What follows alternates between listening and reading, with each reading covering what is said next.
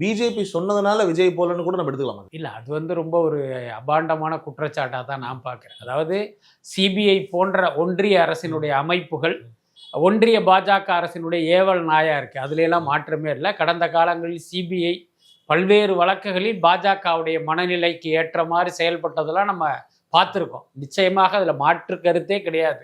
அதே நேரம் பார்த்தீங்கன்னா இப்போ எல்லா விஷயத்தையுமே நம்ம பாஜகவோட தொடர்பு படுத்த முடியாது. அதுக்கப்புறம் நீங்கள் சொல்கிற இந்த விஷயம் பார்த்தீங்கன்னா திமுக சார்பு ஊடகங்களில் திமுகவுடைய இணைய கூலிப்படைகள் மூலமாக பரப்பப்படுகிற ஒரு விஷயம்தான் அது.